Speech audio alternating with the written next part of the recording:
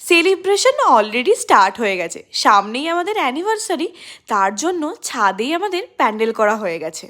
পরের দিন অফিস থেকে ফেরার সময় মনটা আমার এমনিই খুশি ছিল, তার ওপর আবার মেট্রোটা ফাঁকাও পেয়েছি। বাড়ি ফিরে ওই দিন আমাদের প্ল্যান ছিল মেহেন্দি করার। আমার বিয়েতে যে আমাদের সবারই মেহেন্দি করে দিয়েছিল তাকেই আমরা বলেছিলাম এই স্পেশাল দিনটাতে আরও একবার মেহেন্দি করে দিতে।